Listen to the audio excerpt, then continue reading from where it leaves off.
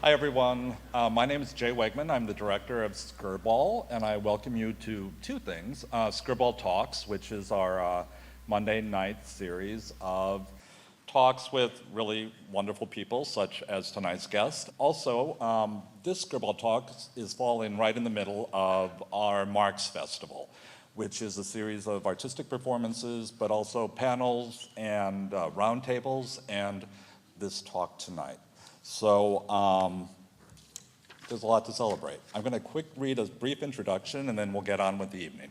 Slavoj Žižek is a senior researcher at the Institute of Sociology at the University of Ljubljana, Slovenia, and a visiting professor at a number of American universities, including Columbia, Princeton, the New School for Social Research, University of Michigan, and of course, New York University. He obtained his PhD in philosophy in Ljubljana, studying psychoanalysis. He also studied at the University of Paris. He is a Hegelian philosopher, Lacanian psychoanalyst, and Marxist social analyst. He is the author of more than 30 books, and his latest publication is Incontinence of the Void. It's published by MIT Press last year in 2017. Please welcome Slavoj Žižek.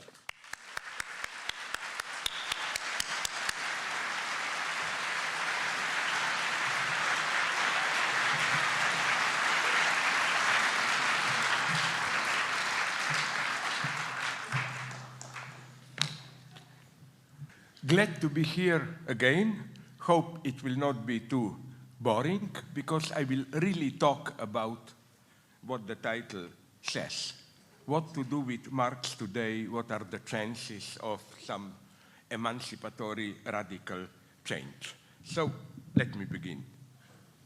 There is an old delicious Soviet joke about Radio Erevan.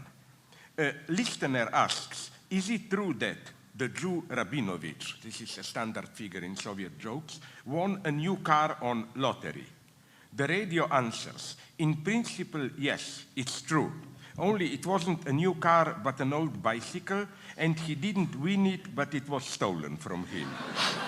Does exactly the same not hold for Marx's legacy today? Let's ask Radio Erevan, is Marx's theory still actual today? We can guess the answer. In principle, yes. He describes wonderfully the mad dance of capitalist dynamics, which reached its peak only today, more than a century and a half after Marx. But the English so-called analytic Marxist Gerald Cohen enumerated 4 features of the classic Marxist notion of the working class. First, it constitutes the majority of society. Second, it produces the wealth of society. 3, it consists of the exploited members of society. And 4, its members are the needy people in society. When these 4 features are combined, they generate 2 further features. 5, the working class has nothing to lose, so they are ready to do revolution. And 6, it can and will engage, for this reason, in a revolutionary transformation of society. The problem is that none of the first 4 features applies to today's working class, which is why features 5 and 6 also cannot be generated. Even if some of the features continue to apply to parts of today's society, they are no longer united in a single agent. The needy people in society are no longer the workers, and so on and so on. The question of the continuing relevance of Marxist work in our era of global capitalism has to be answered in a properly dialectical way. Not only is Marx's critique of political economy, his outline of the capitalist dynamics, still fully actual, one should even make a step further and claim that it is only today, with global capitalism, that Marxist analysis became fully valid. However, a properly dialectical reversal intervenes here. At this very moment of full actuality, a limitation has to appear. The moment of triumph is that of defeat. Therein resides the properly dialectical paradox.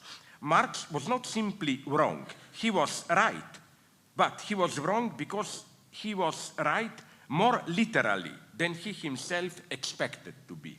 For example, Marx couldn't have imagined that the capitalist dynamics of dissolving all particular identities would affect also ethnic and sexual identities.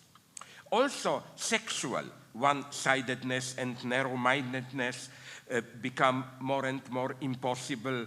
Also, concerning sexual practices, all that is solid melts into air, and all that is holy is profaned. So that capitalism tends to replace the standard normative heterosexuality with the proliferation of unstable shifting identities or orientations. Today's celebration of minorities and marginals is the predominant majority position. Even alt-rightists who complain about the terror of liberal political correctness present themselves as protectors of an endangered minority. Or take those critics of patriarchy who attacked it as if it is still a hegemonic position, ignoring what Marx and Engels wrote more than 150 years ago in the first chapter of the Communist Manifesto. I quote, "The bourgeoisie, wherever it has got the upper hand, has put an end to all feudal, patriarchal, idyllic relations," end of quote. What becomes of patriarchal family values when a child can sue his parents for neglect and abuse, when family and parenthood itself are de jure reduced to a temporary and dissolvable contract between independent individuals? So, this is my first claim to provoke you. I think that this ongoing struggle between alt-right, conservatives, and so on, and transgender, gay rights, feminist radicals, it's an important struggle, but it's, for me at least, strictly part of today's global capitalist dynamics. I think I was not shocked when, with that, just before Trump was elected, when this was the big topic, transgender toilets, special toilets or not, that you look at the list of who is who in, if not in the entire modern corporate America, but in what I call, with all the irony, the new corporate organic intellectuals, those who are even fashionably for socialism today. Bill Gates said we need socialism, Elon Musk said we need socialism. They are the truly dangerous ones, I claim. But how, without any problem, they all stood up for transgender. So I have nothing against transgender. On the contrary, I think that to be authentically transgender is an extremely painful, symptomatic, but the most radical position imaginable. And to improvise a little bit in a very Marxist Hegelian way, you know what's my problem with LGBT+? My reason of critiquing it, but also of fanatically supporting it, is the plus. Usually people take this plus as an empirical plus. The idea is this one. Not just binary opposition, male, female, there are other sexual identities, and we cannot ever be sure that the list is complete. So let's be open and always add a plus, like in the sense of, empirical sense of, our list is not complete, it's possible that there will be other identities, and so on and so on. My theory, and this is just to arouse your curiosity, I will not develop it here. My theory is that one can also be directly a plus as such. Plus is a specific identity, which is maybe the closest to what subjectivity is. And I think women are privileged here. In this sense, not in the sense of all biological binary, I believe in feminine subjectivity as paradigmatic form of subjectivity. What do I mean by this?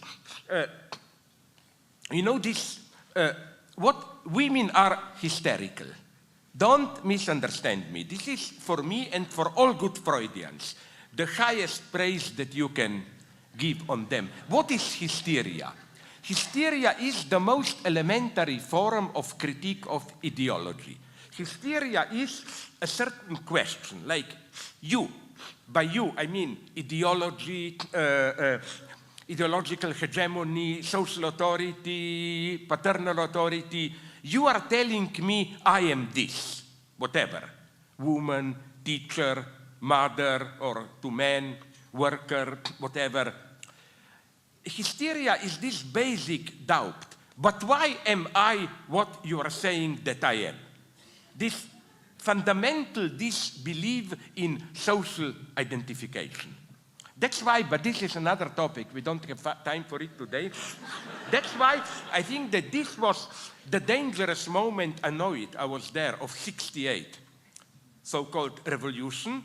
At that point, it was fashionable to mock hysteria and to be for perversion. Like, hysterics are not really subversive. You provoke a little bit a master, but it's really a call for a better master, while perverts go to the end. As even Freud, unfortunately, says somewhere, perverts do openly what hysterics only talk about and dream about. I think the situation is the opposite one, and Lacan has shown this clearly, that perversion is not subversive. Perversion is just the hidden obverse of every edifice of power. Perverts are ultimately on the side of power. The only thing really undermining power is hysterical questioning. And it's not just a questioning in the sense of objective doubt. You say this, but is it really this? It's subjective doubt. Is it, what am I? Am I really what you are saying that I am? And I claim this doubt is constitutive of subjectivity. Okay. Back to my main line so that I don't get totally lost. How does ideology function in these conditions? In these conditions of fluidity and so on. And you should, the first thing I advise you is that always be attentive to the forum. Take alt-right. They are really, for me, very dangerous subversive radicals. They're not really what they claim to be. They are the wrong perverts, as it were. They are something radical is happening. And did you read that book? I'm sorry if I will pronounce the name incorrectly. Angela Nagle, Kill All the Normies. I think it's a very profound insight in that book. Namely, the insight that today things enact almost a reversal with regard to when I was young, 60s, 70s, when, you know, we young leftists were provocative, using dirty words, irony, and so on, to unsettle, undermine the dignity, social stability of authority. No, today it's the alt-right which assumed, which adopted, which so successfully reappropriated this old leftist, marginal, subversive, mocking of every authority attitude. And the counterpoint is, of course, political correctness. We don't have time to go into it. I want, what's the general, just let me focus on one thing. What's the mode of ideology at work here? My answer is very simple. Cynical ideology, of course. And I'm sorry if I will now repeat some old jokes, but they are crucial. I think the way ideology functions today is that, to give you the formula, And not only you don't have to seriously believe in ruling ideology, I suspect that it's even a positive condition for an ideology to function not to take it seriously, not to believe in it. Here, Marx can help us. Where? Now I will repeat a point that I repeat again and again, but it's crucial. Here, Marx's theory of commodity fetishism fully works only today. What is Marx saying there? Not what you think. Marx is not saying in actual life we are doing one thing, but we live in a fetishist illusion, we don't know what we are doing, we live in idealist nightmare, whatever. No, Marx is saying almost the exact opposite.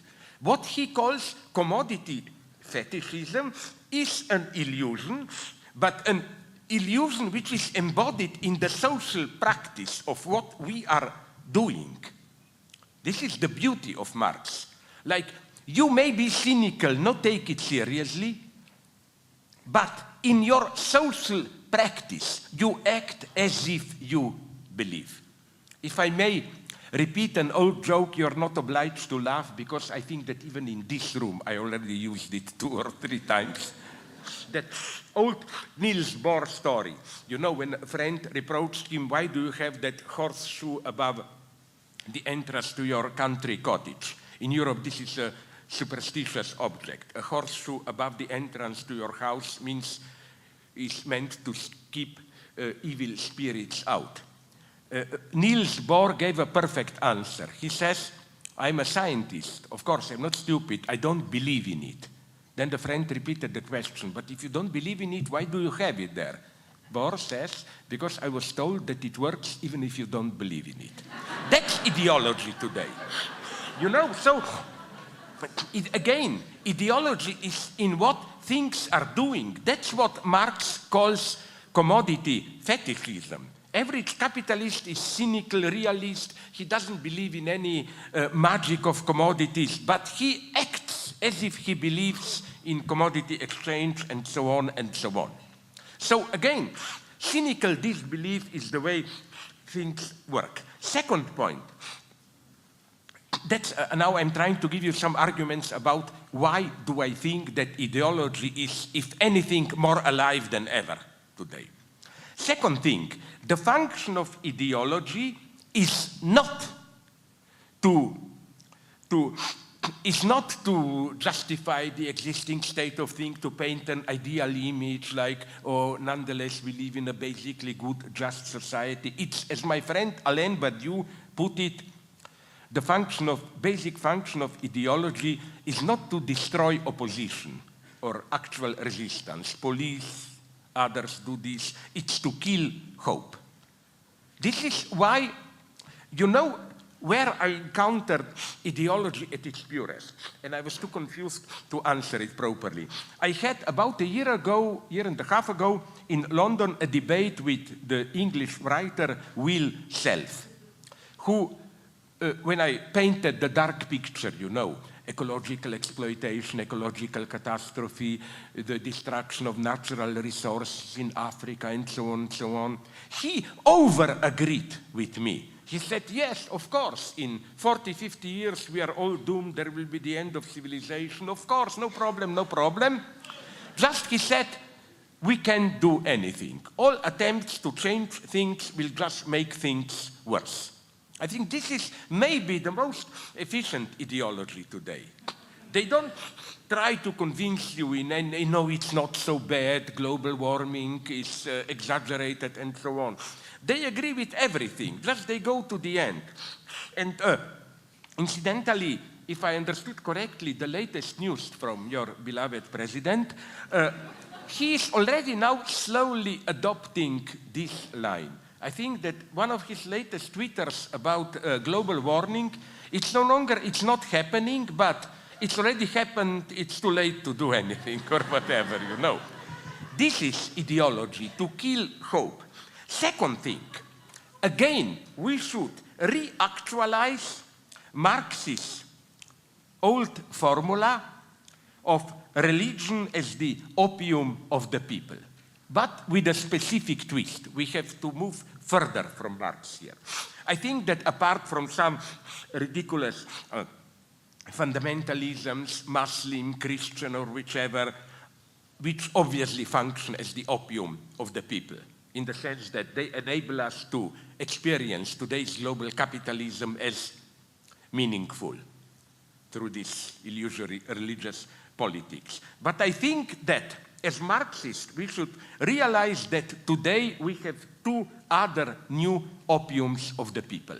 You can guess which are they. Opium and the people.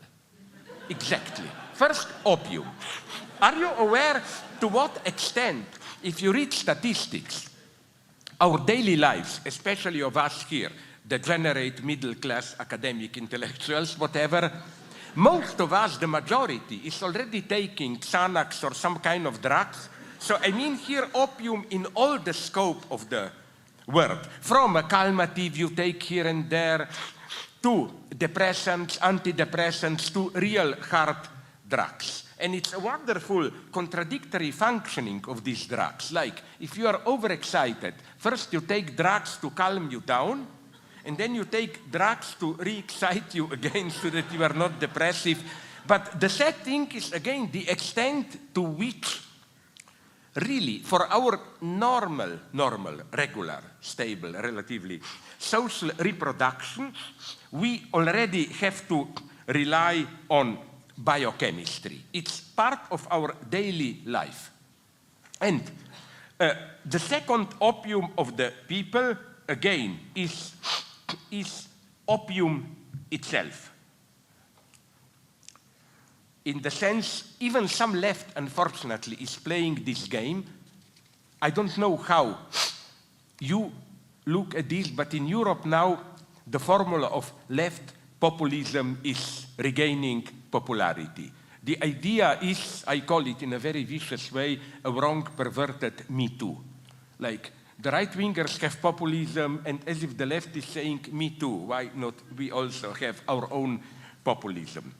I think that, unfortunately, this does not work. Why? And here, okay, first for theoretical reasons. I know this is not popular to say, but populism works with clearly designated enemies. You know, populism means, as Ernesto Laclau, the theoretical father of today's political populism, knew very well, populism is not just popular mobilization. It's a mobilization of people against an enemy of the people. And this enemy has to be constructed in a pseudo-concrete, personalized way. They, bankers, immigrants, whoever you want, they can also be combined. Modern populism is doing miracles today. For example, in Europe, so I'm not involved in cheap America bashing. We Europeans, in spite of your Trump, are worse than you, I think. In Europe, you have now a new right-wing racist theory, which is incredible, which goes so far as to claim that the struggle between Palestinians and Israelis is a false struggle just made to distract us, to obfuscate the fact that they are working together to destroy Christian Europe. That's why they say that immigrants penetrating Europe are not Jews, and they are right, you know. I never trusted this simple leftist formula. Nazis had Jews, we have now Muslim immigrants. No, there is one big difference. Jews were invisible. That was for the Nazis their horror. Invisible in the sense of, you never know where we are, they look like us. Well, the problem with immigrants is, on the contrary, that they are all too visible. Everywhere. The complaint is all the time among European races. You cannot even walk on the street to see a covered woman at whatever you want. But this is the latest fashion now to claim that, how is this happening? This cannot be spontaneous. Muslim immigrants entering Europe is part of a plot. Who is behind it? Jews, Soros, and so on. They're in reality working together. I think that the tragedy today for authentic, not cheap populist, radical leftist politics, and I'm not blaming here Sanders and his followers. He is not in any meaningful way a real populist for me, is that I will try to improvise but to be as precise as possible. It's that we can play a political game against enemies and so on and so on. But the true enemy, the ultimate thing that we fight, not that I blame it as a work of the devil, is nonetheless the global capitalist system as such. And the problem is that precisely you cannot personalize it into an enemy in this way. Look at your situation. Of course, the enemy is Trump. But a true leftist should never forget that Trump just filled in the gap of the failure, disintegration of the liberal democratic hegemony. So if you want really, in the long term, to defeat Trump, we have to introduce at least some radical changes into the predominant left liberal consensus. That's what Trump got it. A further theoretical point here, I hope I'll be clear enough in formulating it, is that the further problem, the basic problem is that, you know, Marx, in his idea of proletarian experience, being a proletarian for Marx is not just an objective determination. You are the lowest, exploited, and so on. No, to be a proletarian for Marx means a certain, almost, why not, existential experience of void of subjectivity, everything is taken for you.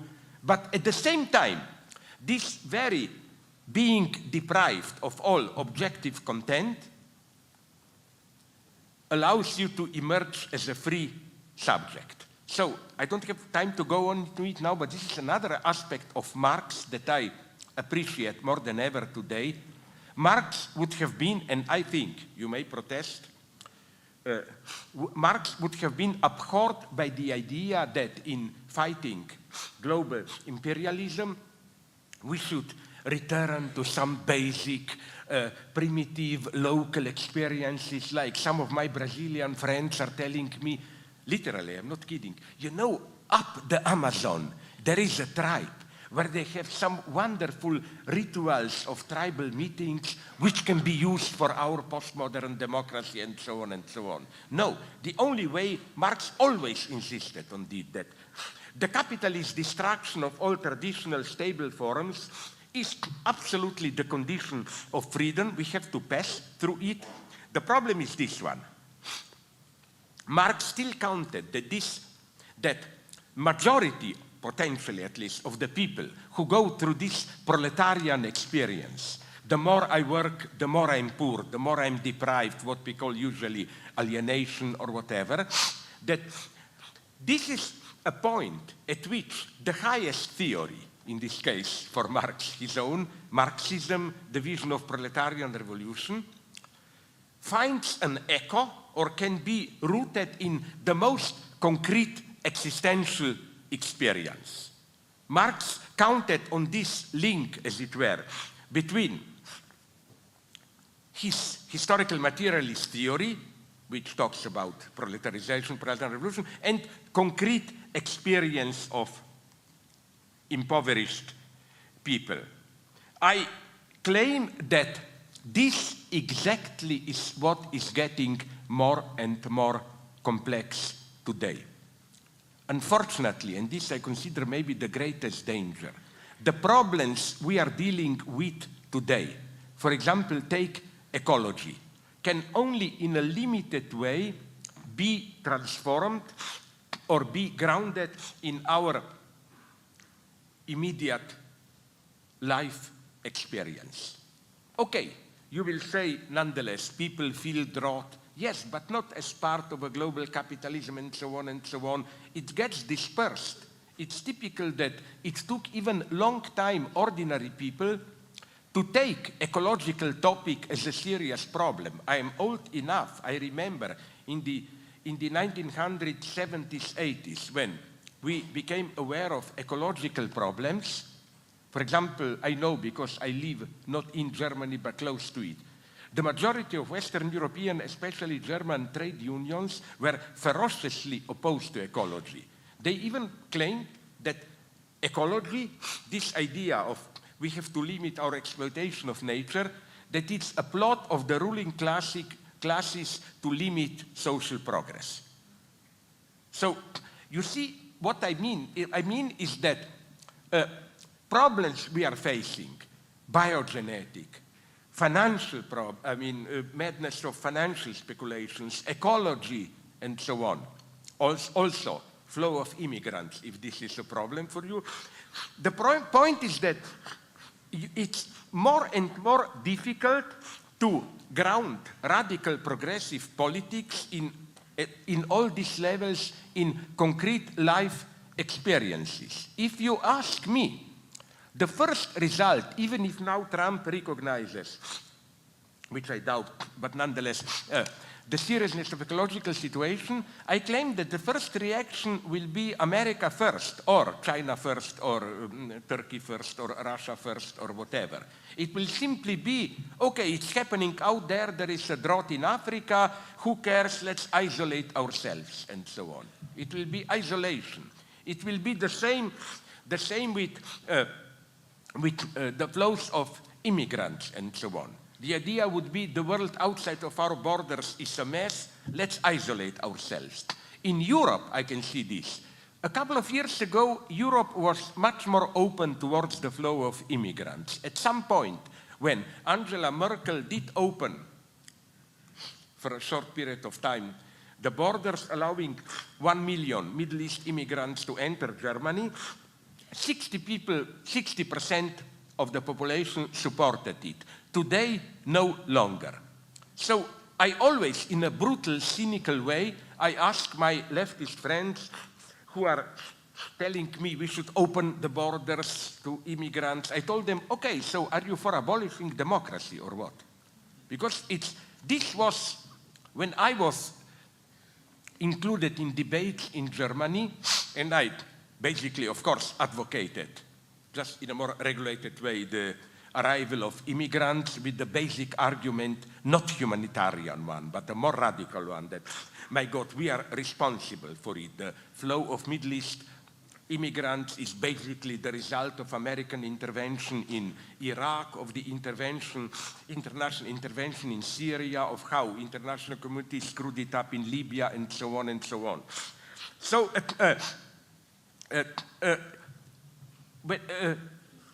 the only way to do this is to somehow violate the will of the majority. And people in Germany told me, are you a Democrat or not?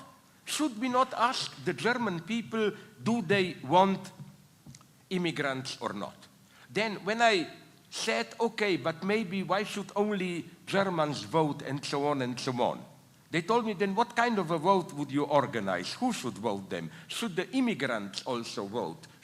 I mean, what I'm just saying is that there is no longer this, let's call it long-term transparency, that people can be manipulated, but nonetheless, in the long term, what will prevail is a kind of a global solidarity, to use Ernesto Laclau's terms, that we can successfully build a chain of equivalencies, women's rights, gay rights, religious rights, immigrants, third world poverty, all these struggles should be combined into one big struggle. Well, it's easy to say, it's more and more difficult, I claim, to do it. Let me just, not to go into details here, I just want to focus on one problem. This is why, and I wonder to provoke you if you will agree with it or not. This is why what is beneath all this is, for me, nonetheless, not that I demonize it, the problem of capitalism. What is our typical story? You get a progressive leader like Lula in Brazil, like Mandela in South Africa, elected, people are enthusiastic, everything works. Then after a couple of years, if not earlier, you confront the real problem. How much do you dare to disturb the smooth functioning of capitalism? Capitalism doesn't care about gay rights, transgender. You can have 30 toilets in a row. It doesn't. They will even say, fine, nice new investments, and so on. No, the problem is how much do you dare to do this? And here I don't blame only liberal left. I blame the left itself. We should here go to the end. I know there are no direct answers now. I know it would be unproductive and crazy to demand now precisely what kind of a new society do we want. But nonetheless, what makes me sad is one fact. And before I conclude, I would like to dwell a little bit on this fact, which is very sad for me, that when people claim communism failed, there is one example of communist power which was economically a mega undoubted triumph. It's, of course, China.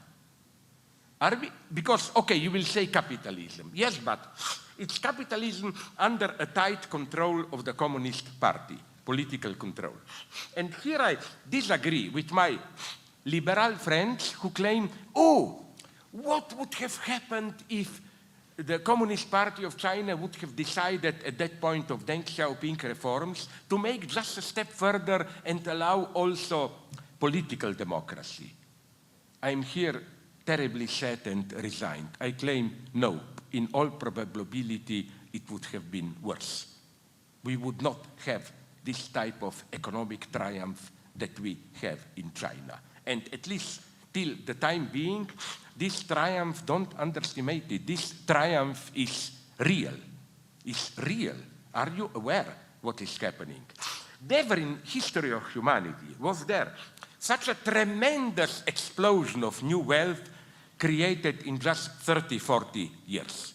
And the sad thing is that it's precisely, and now the story is repeated already, at least in Vietnam, I was told.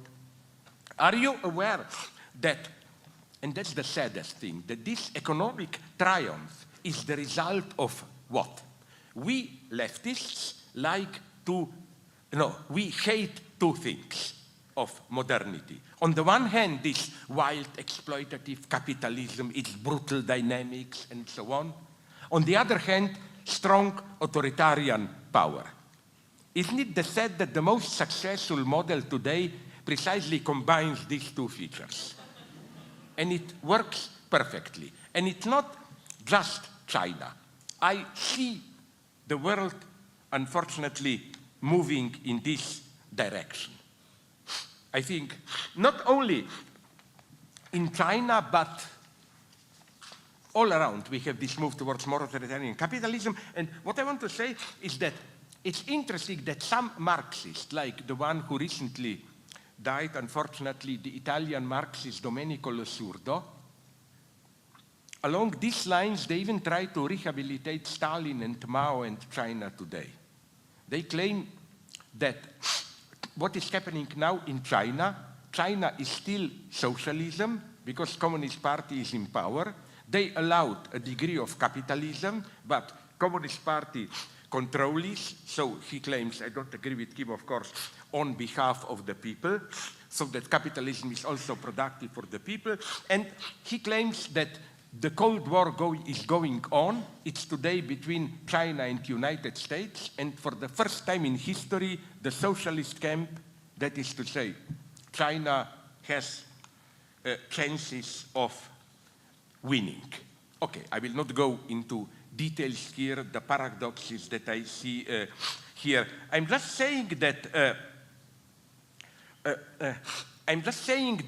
that all this should give us, all this should really give us to think.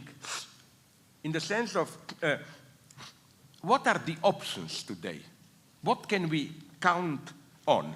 no wonder that, and this makes me really sad, no wonder that many of my radical leftist friends, they don't tell this publicly, but privately all the time I'm hearing this rumor that the only thing that can save us is a big catastrophe.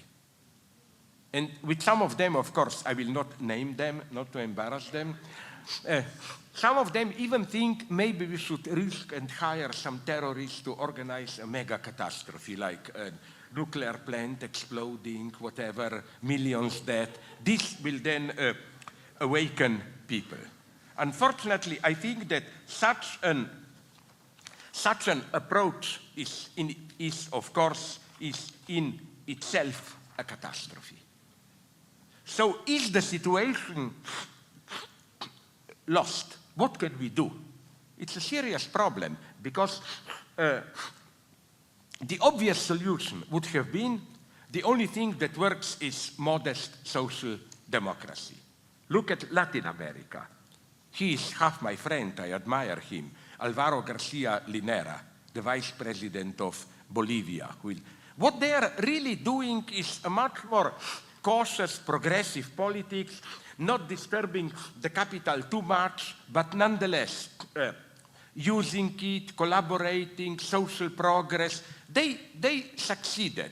Before, there was practically an illegal coup against him and his successor. Lula in Brazil did it, and so on and so on. With here in the States, with Sanders and so on, well, I wish all the best to him. I totally support not only him, but the entire democratic socialist movement. I'm just saying that two things. First, are you aware how modest are really his positions? This is not a criticism of Bernie Sanders. This is just an indication of how our entire political map, its center point, moved to the right. If you look at what Bernie Sanders wants to do and compare it to a moderate European social democracy half a century ago, especially Scandinavian ones, they were much more radical. So again, we live in times where a relatively modest social democracy is already decried as capitalist, even communist madness, and so on and so on. So I am all for it. Let's try. But it's our duty, nonetheless, to claim that this will not solve the entire problem, how should I put it? At a certain point, we will have to change things more and more and more. Why? As I already mentioned, the problems we have today, for example, ecology, I don't think they can be solved at this level of nation state or even local communities recycling their stuff and so on and so on. No, this is all part of ideological strategy.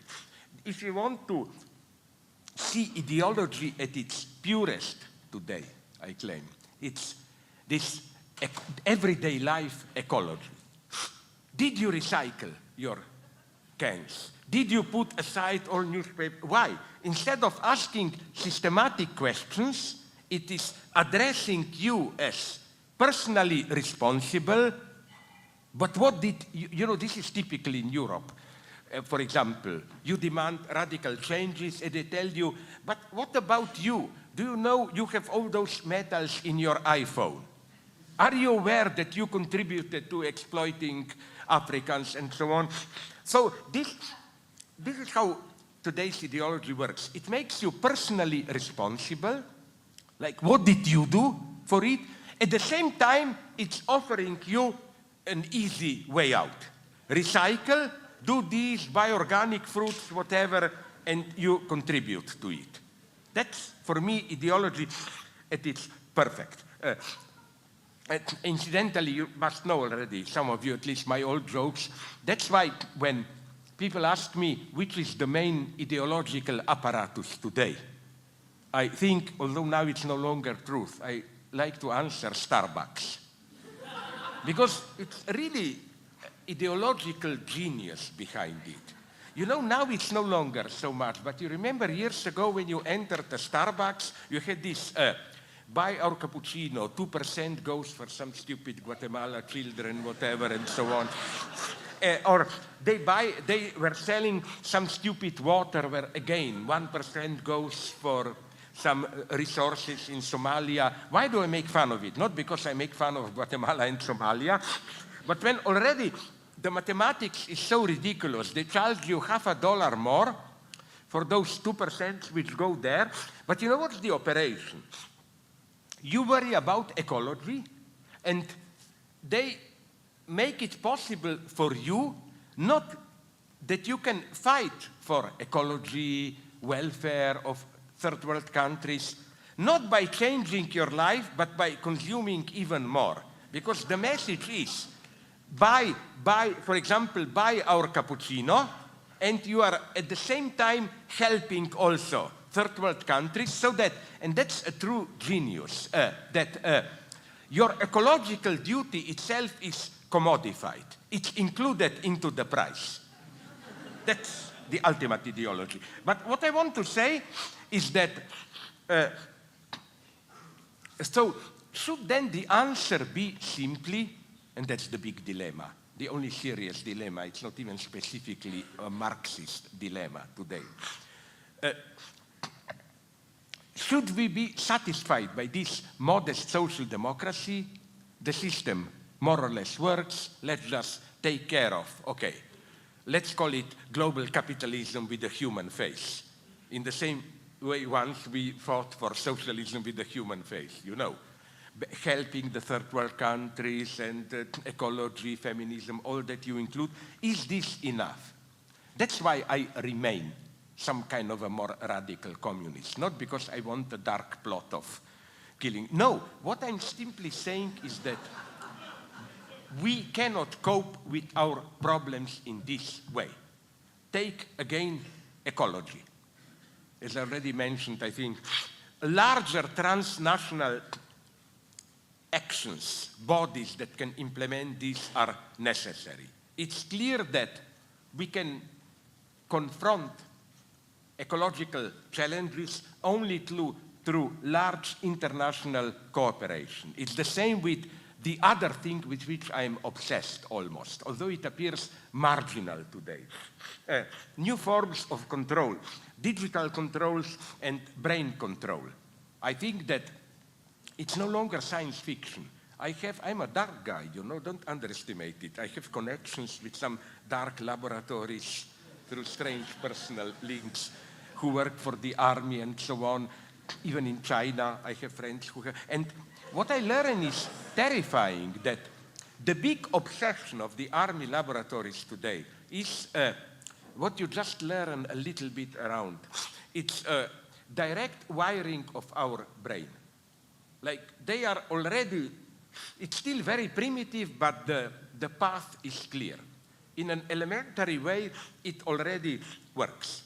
That my brain can be somehow, it's still clumsy, but it works, connected with a digital network. And then on the one hand, it's beautiful. I become almost like God. I think about something, it happens.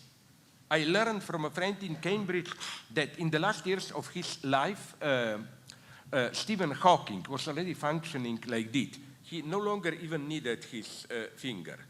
He thought and his wheelchair moved forward and so on. Of course, we see what's the problem. The problem is that what goes on comes back in.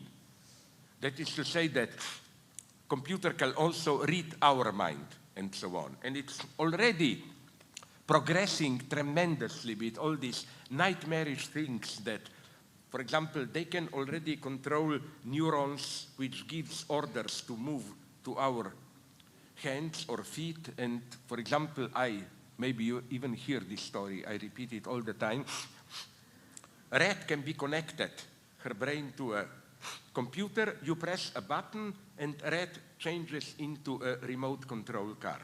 You can direct it. And then, as my friends told me, they are going a step further. They are already discreetly doing such experiments on humans, asking the key question: how will you, as a human, experience this being controlled? And the answer is very sad. Let's say I am your rat, one of you has a book, press the button, I walk freely around, all of a sudden you control my movements. The result is very sad and dangerous. It's not that all of a sudden a foreign force takes over. No, I will still think that I'm acting freely. This, I think, changes everything, because our basic human identity and experience of freedom is that of the distinction between inside and outside. I am here, in my mind, for example, a vulgar example, but very pertinent. I can think about you the most politically incorrect, dirty, sexual things and so on, but I'm in here. There is a gap. And this gap is the gap of normal communication of freedom. If this gap disappears, who knows what will happen? I'm not necessarily a cultural pessimist here. I'm just saying that I take pretty seriously this term post-humanity. Something new is emerging. And what I'm afraid, and in this I see an important lesson of a film which was not as bad as many people claim, Blade Runner 2049. It's the first film about this hypothesis of how we can have post-human capitalism. Maybe humanity, the way we know it, will come to an end, but capitalism can survive. So again, by this problem, ecology, brain control, refugees, and so on, more radical changes will be needed. In what direction? I now cannot give you a revolutionary recipe or whatever, but to conclude, so that if you allow me another 5-10 minutes, so that I return, or at least not return, I never was there, to the title of my talk. You know, I read a fascinating book. I don't think it's in print now, but you can download it from, I don't even know, YouTube or whatever. Curzio Malaparte, an Italian author, first a fascist, then he moved to the left later in his life. In 1931, he wrote a book about technique of revolutionary coup d'etat, something like that. A wonderful, and I think correct, analysis of Bolshevik revolution. He went there, and it was just before full onslaught of Stalinism, so he was able to talk with all the people and so on and so on. And he came to this result, that the true genius of the revolution was even more Trotsky than Lenin. Why? Now, this may sound eccentric because it's not the Trotsky you maybe heard about. Lenin was in between when Lenin was a strategic genius. He saw a brief opportunity, we can grab power now, of the revolution. But basically, till Trotsky converted him, Lenin remained a traditional revolutionary. His idea was gather thousands of workers and soldiers, attack parliament, imperial castle, whatever, big centers of power. Trotsky had an absolutely ingenious idea, and he did it. He says, but wait a minute, look at a modern state, how it functions. Forget about all that bullshit, the crowd confronting police and blah, blah. A modern state functions through just some 8, 9, 10 knots, technical centers of power. Railways, post office, phone, electricity, water supply, and so on. Before you play all those revolutionary games, storming parliament or whatever, in a discrete, quick operation, you should take control of this. And you don't need tens of thousands of people. We even know exact numbers. Trotsky said, I need less than 1,000 people. Dispersed, organized in groups of 20 with soldiers, I mean, people ready to fight, and especially good technicians. And it's incredible what was this is the true unknown story of October Revolution. What was happening weeks before the revolution when they were getting ready? The government, Kerensky, all them, none of them expected this. And this bill, for example, every morning in front of the central post office, groups of Bolsheviks came and ran up and down the stairs and so on, and people simply didn't notice it. They thought, are they crazy or whatever? The same for electricity and so on and so on. So in the night before the October Revolution, Trotsky did it. It was over in one night. All these knots of power were under his control, and the game was over. Then all that, you know, storming Winter Palace, blah, blah, that was a comedy. I mean, Kerensky and the army, they knew revolution is coming. It was an incredible event, October Revolution, because they knew and they were still getting ready for the traditional confrontation. Gather the army here, people here to protect the parliament. Trotsky just ignored that, said, who cares about that? Control this and everything else will be thrown into disarray. Why am I mentioning this? You can guess. Because I think that today, the situation is even more like that one. And the name of this machine, it's no longer a railway this, that. It's simply the digital network. This is why I think today we not only need political organizations, like parties, maybe a new forum. We not only need mass crowd mobilization, we also need, I use with all the danger this implies, this term, narrow, fanatical, highly specialized units. Because everybody knows, especially those in power know it, that our societies function, the life, the everyday exchange of our societies, electricity, water, food supply, everything, is to such an extent mediated through digital networks that the one who controls that controls everything. And those in power are getting ready of it. They're in China and so on, it's clear. But, you know, I don't like to mention China too much because we are doing the same thing. We just project it onto China as the evil one and so on. So I think that that's why we need, with all the mistakes he made, people like Julian Assange, WikiLeaks, and all that. The real struggle will take place at this. If we don't somehow regain control over the digital network, those in power will still have the possibility to block, to sabotage any kind of public disorder, and so on and so on. One of the absolutely crucial struggles is this one. I'm not saying it is the exclusive struggle. I'm saying that more and more, it's no longer, I even suspect that all that obsession with, you know, new nuclear arms race and so on, they're not really doing that. We are now, you should know this, in the middle of the new arms race.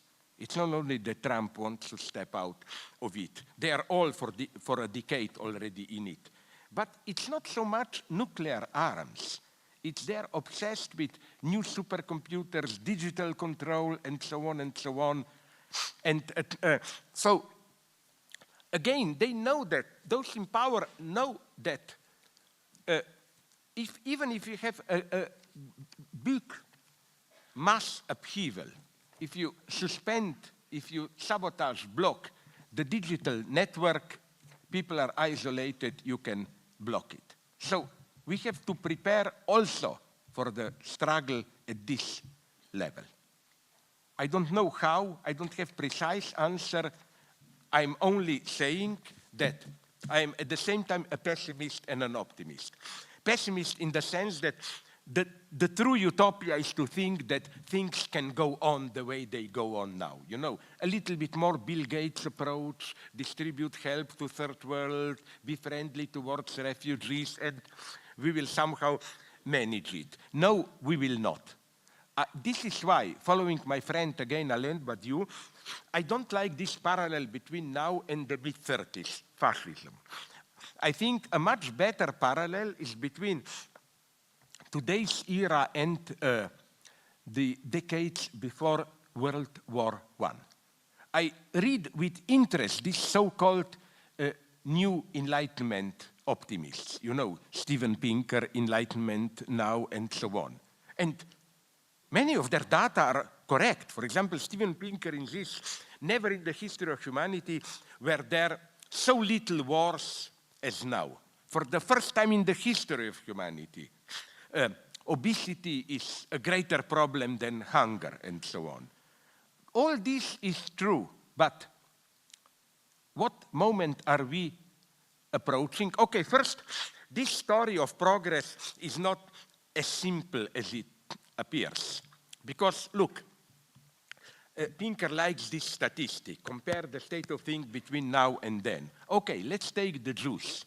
Their position is now incredibly better than 100 years ago. 100 years ago, anti-Semitism was legal. You could publish all the books also in the West that you want. Now, anti-Semitism, at least in the Western countries, is prohibited. Jews have their own state, and so on and so on. Okay, but unfortunately, in the middle, it was something called Holocaust. No, and none of this progress without Holocaust. But something else interests me, that exactly the same situation there was like today, like today's position of rational optimists, this new enlightenment, was among the majority of the people in, let's say, 1900 or 1910. They say, but wait a minute, for over half a century, we have more or less peace in Europe, incredible progress. You know what happened in the second half of 19th century? General election, the right to vote expanded, suffragette movement, women to vote, trade unions recognized, religious freedoms. And it was an incredible progress.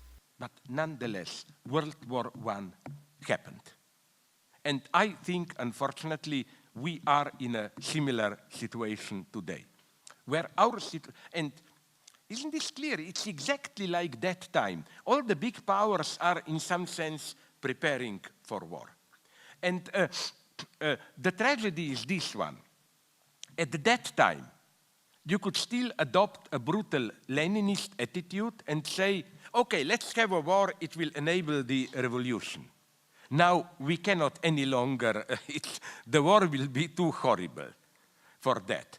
We can only hope that some kind of it's no longer, let's have war, war will enable the revolution. No, it's only some kind of revolution that will prevent war. So what will happen? Don't lose hope. I think that, no, lose hope. I don't like cheap hope. In the sense of, you know my old joke that I use eternally, also in my new book. I hate this proverb, the situation is not so bad. There is a light at the end of the tunnel. You know my joke. Of course there is a light at the end of the tunnel. It's another train moving towards us. But I think that I believe that gradually, through more ecological catastrophes, even hopefully they will not be so radical, or refugee problems, or people being aware how they are manipulated through biogenetics, digital media, that some kind of resistance will emerge. I am not totally a pessimist here. Now you will say, but Trump and so on. Trump is for me precisely a preemptive strike, a sign that things are changing, that change is possible. Now, I will not conclude with any praising of Trump. Be serious, he is a nightmare. But nonetheless, I will be open. One thing I almost admire in Trump, how he knows how to dare and break the rules. I had a talk in Switzerland with an American diplomat, quite by chance, who was anti-Trump, and he told me what Trump knows to do. You know, in every political process, you have explicit rules, laws, what Congress can do, this, that. But these laws are only alive, they only work with implicit rules, unwritten customs. You do this like this, you expect.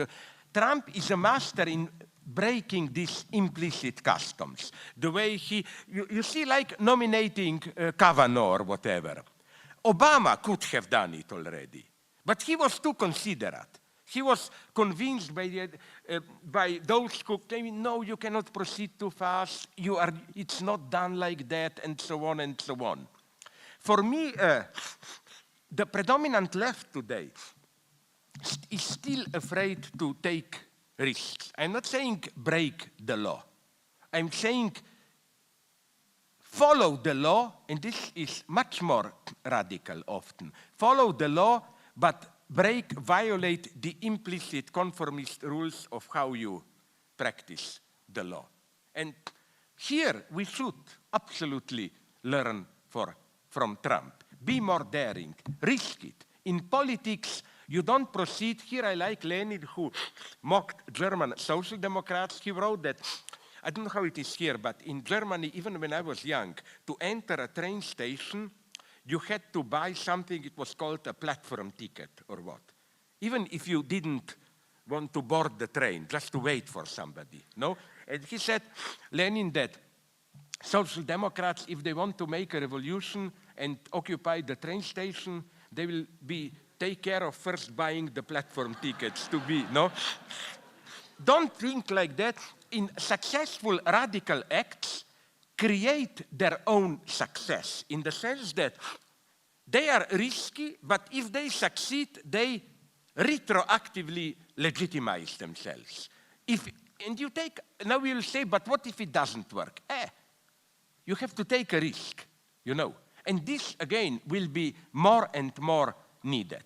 The only true utopia today is the utopia that if we just go on, as already said, like this, somehow we will manage. No, we will not manage. Radical changes will be necessary. Don't be afraid of them. I'm sorry if I was 10 minutes too long, but that's life. Thank you very much.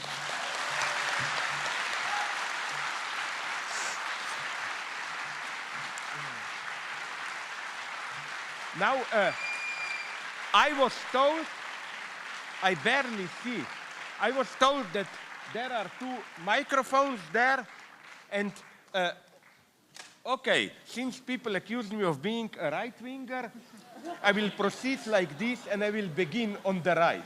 So, 1-1, if it's okay with you. 1-1-1-1, please. The Hi. blue sweater, bearded guy. Yeah. So you were talking about some of these like long-term issues, like ecological problems, which the negative effects are, 50 years or 100 years down the line. What kind of social changes do you think, or political changes do you think would be needed for us to be able to keep those in mind, or to be able to have an effect on those? Because capitalist systems, they care about things on the quarter-by-quarter level or election-by-election level, and that doesn't really work with these longer-term issues that kind of have like a big impact. It's a difficult question because I don't have a concrete answer. All I can say is that, now I will say something horrible, which you may consider doubt, but you mentioned this quarter by quarter or election by election. Mm-hmm. I think that even a new form of mobilization, international, will have to be found, which will not be immediately depending on our today's sense of logic of parliamentary democracy. I'm not playing, don't be afraid, any Stalinist game of true people's democracy. I'm just saying this. Are you aware that, I'm talking about our political democracies, an effectively functioning democracy is only possible against the background of a certain basic ideological homogeneity.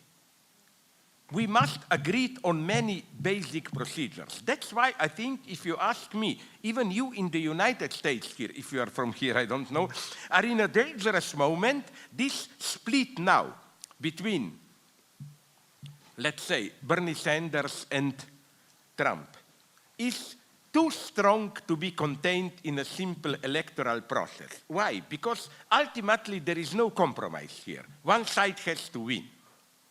The struggle is much stronger. So what I am saying is that some kind of transnational bodies with a strong executive power to prevent this false ecology, which is ecology of protecting just ourselves. For example, I was a couple of years ago in, how do you pronounce it, Iceland, the country whose capital is Reykjavik, is?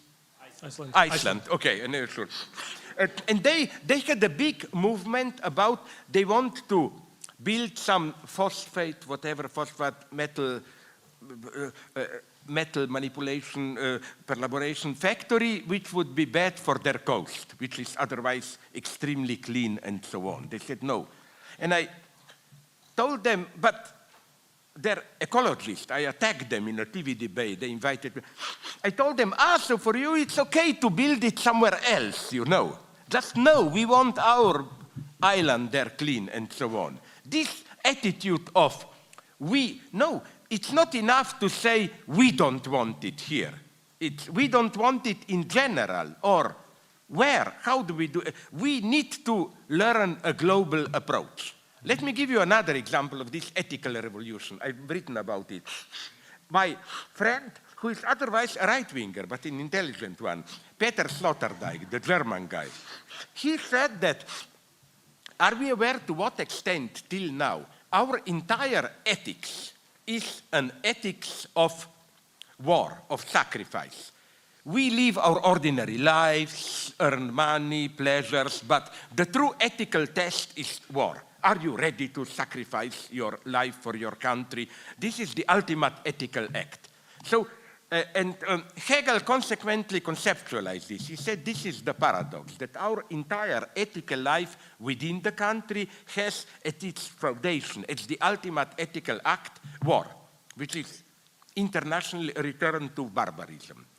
In today's global society with ecological dangers, whatever, we have somehow to overcome this ethics. And the only way I see it is just through gradual awareness, because I don't think incidentally we have half a century, if you ask me. I think less. It will be, maybe it's already even happening, we are just not aware of it. This gradual changes. Look, forget about drought in Africa. Look what's happening in northeastern Siberia, where that permafrost is melting, and you know that more of this, what are those bad gases that out of car fumes they come? Carbon dioxide? Yeah, you know that though from that melting of permafrost, more this dioxide is already going into the air than all the cars combined and so on. We are already in such tremendous changes, so I think that literally some kind of global emergency state will be needed. It will come. I don't worry about will it come or not. I just worry that maybe it will come too fast. But you know what literally demoralizes me? How the rich people are already aware of it. I have a friend in New Zealand who told me, you know how many rich people are already buying properties in New Zealand? Because they think if it's a global ecological catastrophe, they are even far away, 3 hours flight south, even from Australia, it's the safest place, and so on. So, again, I think that it's not just more democracy. It is more democracy, but also, something horrible to say, a stronger, even more authoritarian state power. I don't have an easy answer here. Sorry for. Okay. Thank you. I move to the left. Is there anybody there? Yes, here, please.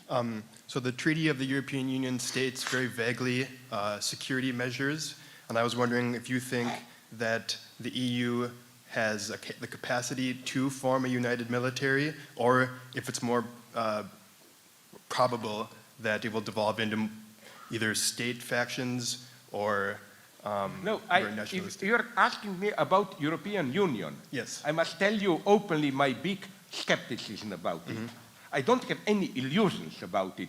European Union is so impotent. Look how it miserably failed in all the tests. Refugees, Catalonia crisis, and so on.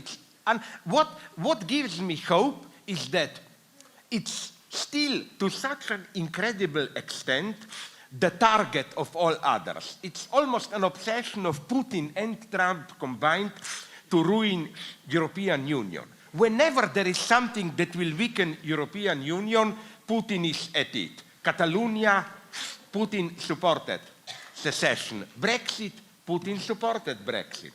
Even now in Macedonia, you know, it was a very sad event. They have this long conflict for the name of the state. Greece doesn't want to allow Macedonians to be called Macedonians because they claim this is an ancient Greek name. Macedonians are also too arrogant. They try to reappropriate the historical legacy, which is effectively Greek and not theirs. Because the Greek ancient Macedonians, Alexander the Great and so on, they were ethnically not today's Macedonians who are Slavs who arrived later. And so if you go to Skopje, you have there a big statue of Alexander the Great, big statue of Philip the Great. Okay, finally they arrived at a solution that it's a stupid one, but a compromise acceptable for that Macedonia should be called Northern Macedonia.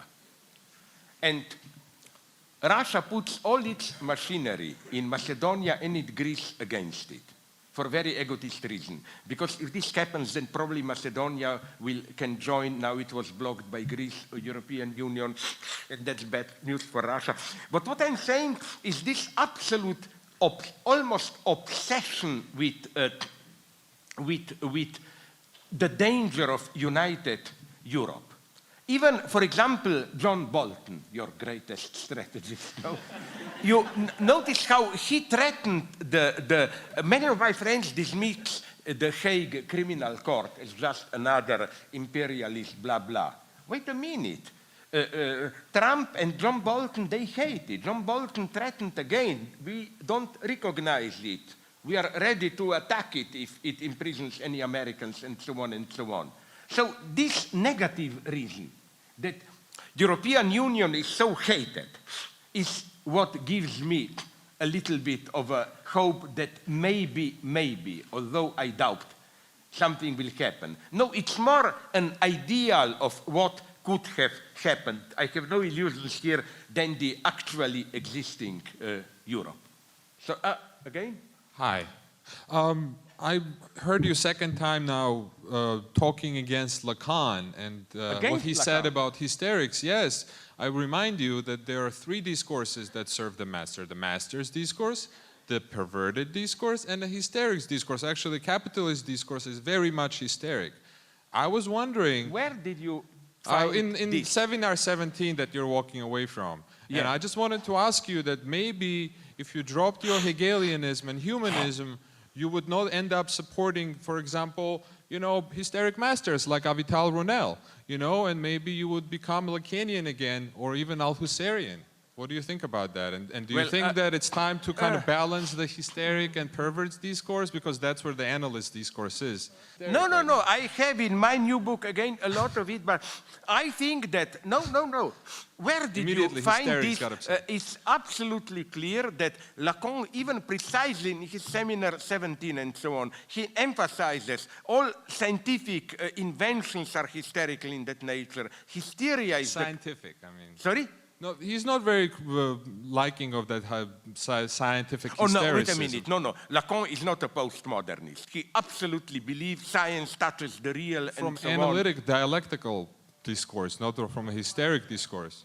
No, okay. I would love to enter this, but nonetheless, again, what is absolutely clear in Lacan, which is for you then the good discourse, the analyst discourse? Analyst, yes. Yeah, but the only way to analyze discourse is through hystericization. It's not through perversion, it's not through master. Analyze discourse is, I think, it's clear, a twist in the hysterics discourse. It's based on that, because... Or quarter turn and perverts discourse. Or quarter turn, and perverts discourse. It gets you both ways, it gets you to analyze. No, but if you read Lacan clinically closely, he says that to even begin analyzing a pervert, you should hystericize him. Lacan follows here Freud, who says in a beautiful way, because many people think that perversion is like your unconscious is out there in the open, you do everything. But Lacan follows Freud, who says that nowhere is the unconscious so inaccessible as in perversion. Perversion is a repression at its worst. What I tend to rehabilitate a little bit is master's discourse, if you ask me. I think that today, to horrify you again, and Lacan was aware of this, we need a new figure of a master. And master is not, don't confuse master with the one who knows better what is good for us and so on. Master is for me the enabling master. A true master does not tell you what you want. A true master, I'm aware of all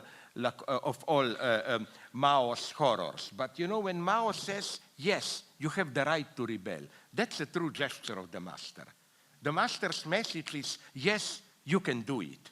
And at the end, then you get rid of the master. A proper master waits to be killed and so on then. But what I'm saying, I'm so sad we don't have to go further into this, because no, I'm not afraid to answer what you briefly hinted at the end about supporting Avital and so on. Didn't you notice that I didn't really support her? I wrote in my third installment or what, she made a serious mistake, blah, blah, blah. What really annoyed me is this, how I just say, let's look at all of it. Letters between him, her, and so on, all the exchange, and see what's happening there. And again, I get the answer, no, it doesn't matter, she was his master, let's decide everything, and so on, and so on. And the other thing that annoys me a little bit is, look what the guy was doing to her. Writing passionate love letters while at the same time mocking her. And when confronted with, why are you doing it? He says, it was necessary for my career. No, fuck off. I don't accept this, that you simply accept this. And as I wrote there, I will not tell you the name, I found something like this again and again in American academia, my God. I quote, I will not give you the name of who it is. Once I had a debate with a feminist, not even feminist, gender theorist, who attacked me in the usual way. You Lacanians are part of the ruling patriarchal discourse where we are the truly subversive. I told him, look at all the posts of strong academic power that you hold.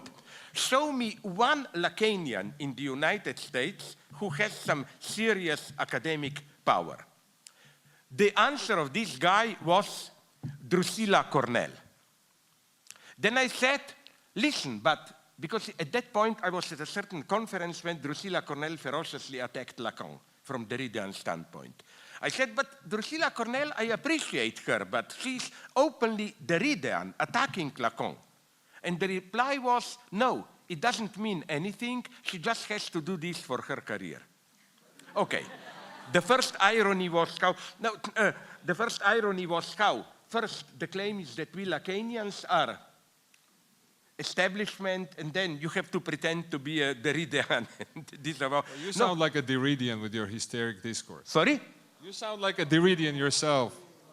Derridean? No, I think that Derrida is a perfect university discourse, because this is the basic, this is what I reproach deconstruction with. The work is never done. Analyze more, go on, go on. What I like in Lacan is precisely the idea analysis is not an infinite process. At a certain point you say, stop, it's over. It's finite. It's not this infinite, you know, also in the interpretation of the works of art, I hate this professional, oh, Joyce, you can read it for hundreds of years, and so on and so on. That's why I hate Joyce and I prefer Beckett, but that's another story. I mean, I would very much like to go, I'm sorry. Okay, left-wingers again. I'm not going to pretend I understood all of that, but if paranoia is Can I tell knowledge, you something to your own good? Yes. It's nice that you say this because many of my critics pretend that they understand, but they don't. Okay, I know I've read a couple. But if paranoia is a form of knowledge, as I believe Lacan says, then I have become very paranoid by this talk today, in a good sense, I hope. Yeah. Now, I want to ask about agriculture, because I think that that's something that we don't talk about, and it sounds like a bit of a kind of folk politics notion, idea, but I think agriculture is maybe the repressed today in our political discourse, because agriculture is in some sense the very fuel on which our society is based, more or less, and yet and to create a direct homology between Marxists and the bourgeois political economy. Both of them were structured by urbanization, more or less, if I'm not incorrect.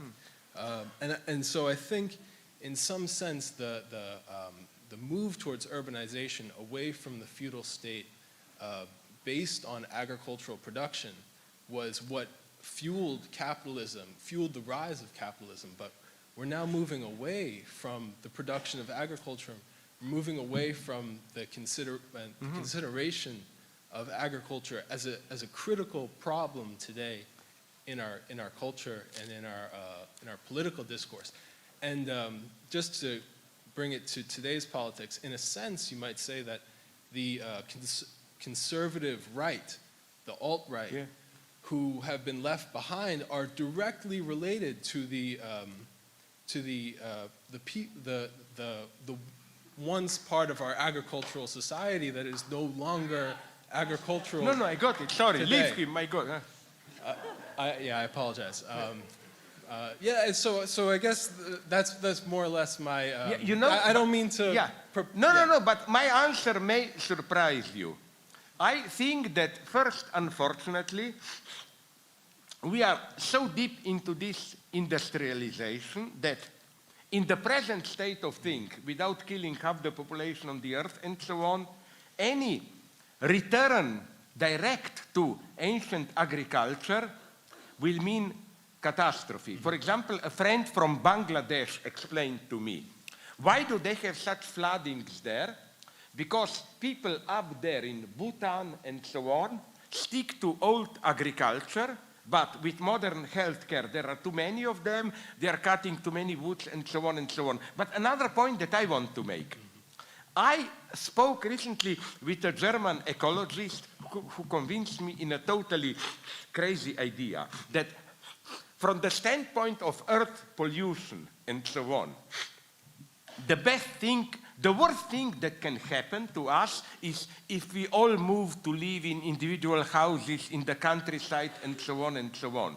Ecologically, the best thing is that as many of us as possible should be concentrated in big, dirty cities where we are polluting each other and allow, like, this is basically, some friends explained to me, and allow the majority of nature to be relatively unpolluted. I was told, for example, that this is the Japanese formula.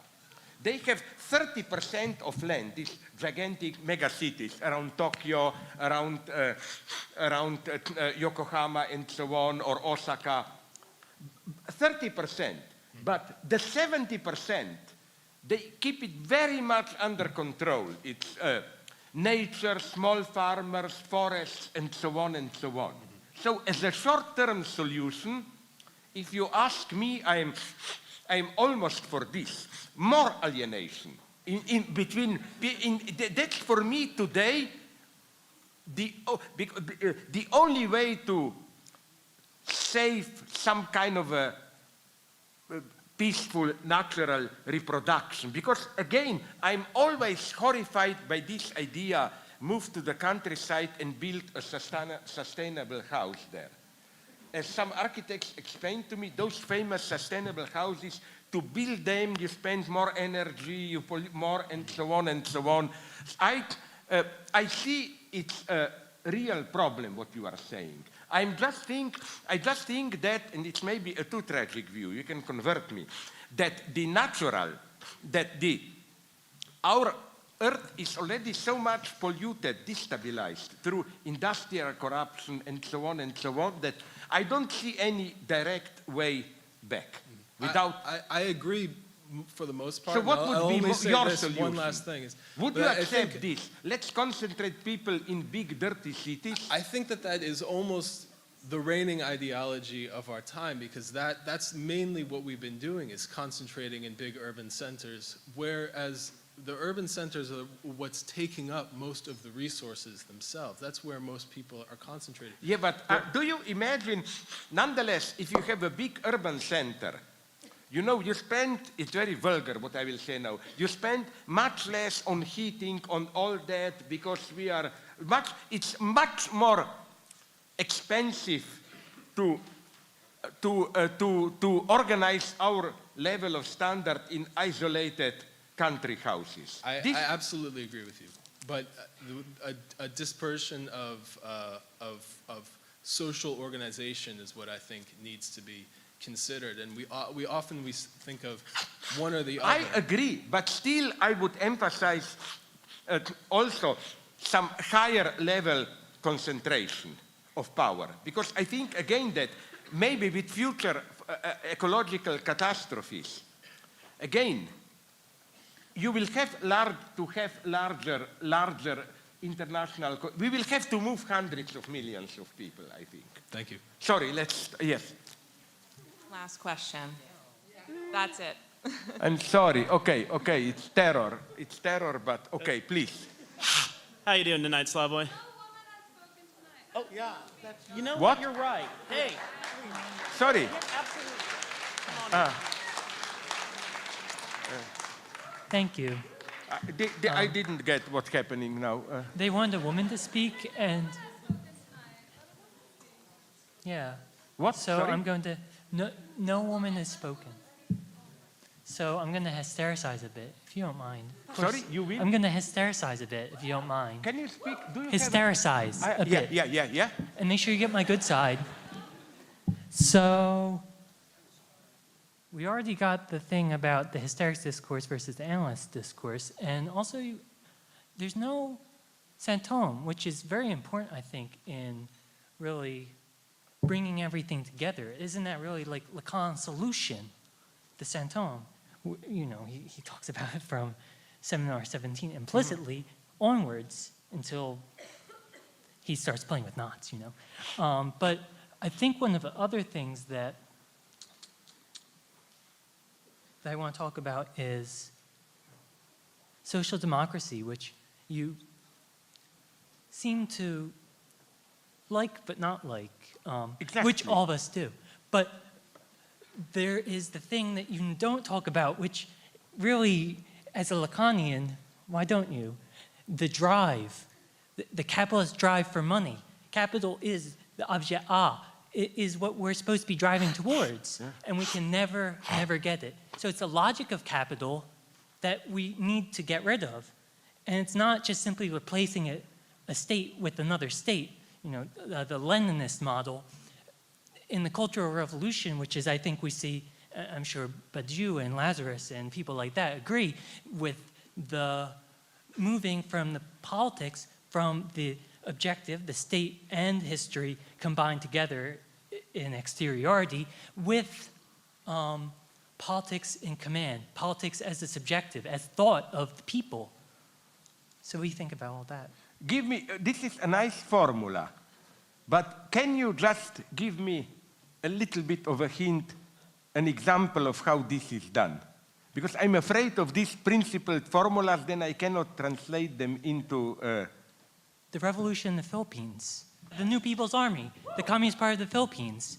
In the red zones, they've been providing medical help for the peasants in the liberated zones. issue divorces, which is illegal in the Philippines. The red zones are the only places with divorces. So they're pushing together progressive women's rights, land reform, gay rights, because a lot of the members of the Philippines, of the Communist Party and the New People's Army are gay, or, LGBT. Okay, Q no, plus, I'm etc. all for this. But again, the problem I see is how people always give me, 10 years ago it was fashionable to mention Chiapas in Mexico and so on. And I always saying, yes, this works at a certain level. Can it take over all of society? Well, and whole. this is not a rhetorical question. I think that, no, I will just formulate my position now clearly. I think that if anything, it's horrible what I will say now, I know. The left should rediscover the state, a strong state. Why? Sorry? Why?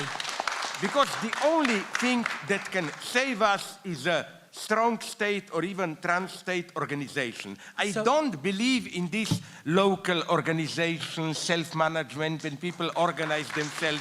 This goes up to a certain level. So if we think of it dialectically, Sorry? If we think of it dialectically, if we have a term and a term in its place, the state is the place of the term. The state is the bourgeois society. It's the locality of capitalism existing, of the locality of the logic of capital. So if we continue to have a state, we continue to have this place where bourgeois society is. Okay, but no, wait a minute. My first reproach again would have been that all this attempt at, however you call them, let's call it, maybe I'm misreading you, local self-organization, where people organize themselves to cover for their needs and so on and so on. I think that this is what fascinates me in modern society. I want to, again, I will say now a thing which is even more horrible, maybe for you. I want to rehabilitate alienation. Alienation in the sense of, I want to live in a world where I don't know everybody. 3/3 of the people fuck off the way you live and so on. And I think this is our only reality. It would be a nightmare to live, for me, in a closed society where we understand each other. True tolerance for me is not the tolerance of a neighbor whom you love and know. It's the tolerance of a neighbor whom you don't understand, maybe even despise, it horrifies you, and so on and so on. So I think that your model works for certain local, works up to a certain point, as it were. So, and you know who also tried this? It shocked me. Look, I supported them publicly, I love them. Podemos in Spain. That was their great motto. Forget about big ideologies, there are bullshit. Listen to concrete people, to their worries, and so on and so on. And then when they come close to power, they somehow disintegrated. They somehow, their electoral manifesto was a very modest social democracy. In other words, what I would like to hear from you is, obviously these communities, that's wonderful, they do divorce, all that up and down. What kind of a state do they demand, or can they survive without a state? You know, I think that even Marxism is here a little bit too fast in its theory. Marxism, I think, simply doesn't have a theory of the state. And if you want to be Lacanian here, look at the ambiguity of Lacan here. He is even too passive. You know, Lacan formulates the problem, how to break out of the logic of capital, but his only consistent answer is the position of a saint. He literally mentions this in Seminar 17 and later. That the only one who, saint, of course, not in the moral sense, but in this sense, and the saint at the same time, excrement and so on, madman. No, sorry, just to finish, and then I will give you the. My problem with this abstract,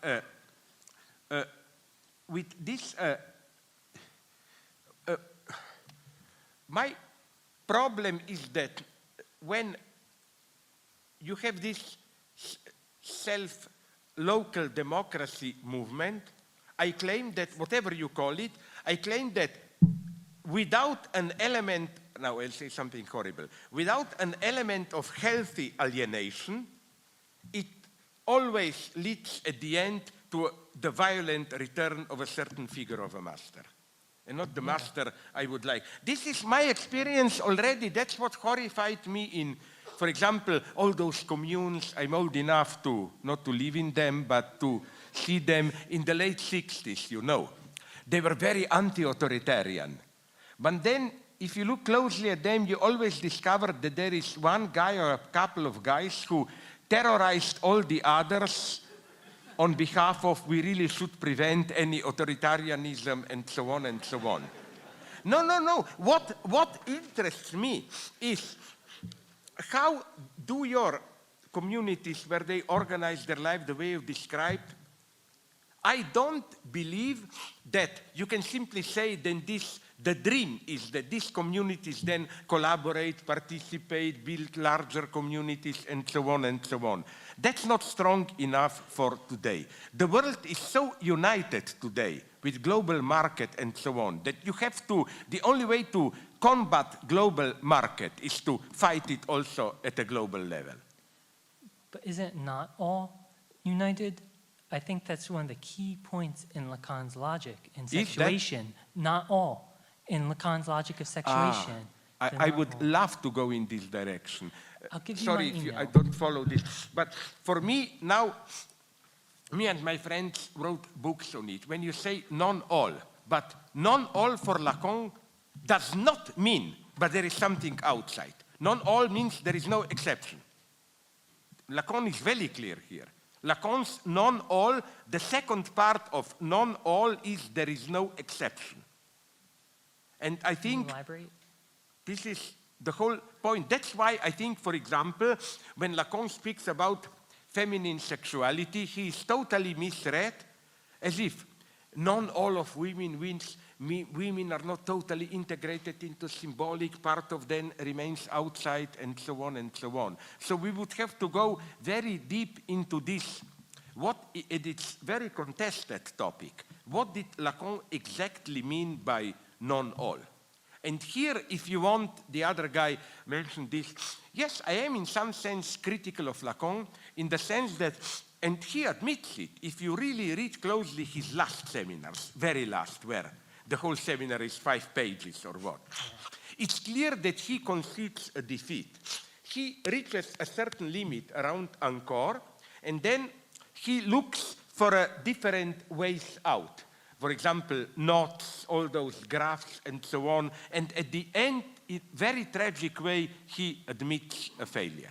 So Lacan is a very unfinished in the sense that tragically open thinker. This is why I disagree with those Lacanians who are looking in last Lacan for some secret, what did he whisper when he was dying?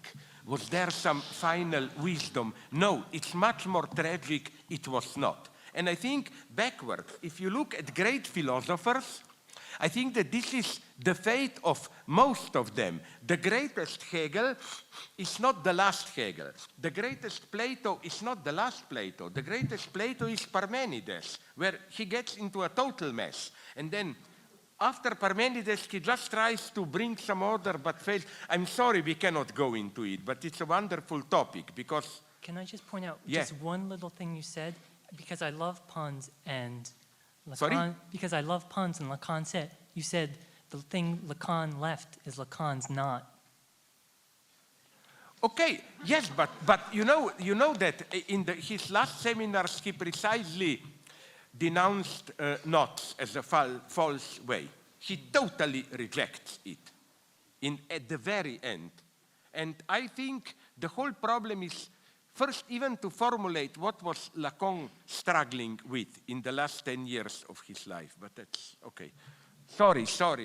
I would love to go into this dogmatic Lacanian direction, although I have problems there because of my Hegelian descent. Okay, so Slavoj. I'm sorry. Sorry, thank you so very much. I think we're going to have to leave it there, but thank you very much for this. No, I'm discussion. grateful to you, and I would love to. Sorry, but seriously, you know what was the problem here? And this is my usual mistake. I should have made it clear. Is it more politics Marx? And even with Marx, we can talk about Marx at a much higher conceptual level and so on. Because I think that the more fundamental problem of Marx, and Lacan was aware of it, is that Marxian notion of communism is nonetheless a dream of keeping capitalism without the capitalist object. Marx sees clearly that capitalism introduces a certain dynamic. But then his idea is that then this dynamic is thwarted by the obstacle, capitalist form, appropriation of surplus value. But then Marx's conclusion is, if we drop this capitalist form, we get an even more explosive, pure development. We don't get it, I think. I think that Marx should have been more radical, and that the way Marx imagined communism is capitalism without its obstacle. What Marx imagined as capitalism is, I think, it's a communist fantasy. It's a fantasy of communism without its obstacle. And this is, for me, the absolutely crucial element of what Lacan calls plus de jouir, surplus enjoyment. That it's the constitutive obstacle. It's something that apparently is an obstacle, but you take away the obstacle and you lose the thing itself. Okay, this is very speculative. I'm sorry we don't have time, but I will not be bluffing now. I want sincerely to apologize of this a little bit of confusion in my talk, too political in the false sense of bad politics, too concrete, and at the same time this escapades into pure theory. But what I did is I tried, as we say cynically in Slovene, we have a proverb, when you try to sit between two chairs, you usually fall down in the hole, So I hope to meet you again, and maybe we can risk a little bit more of a theory. I'm grateful to you.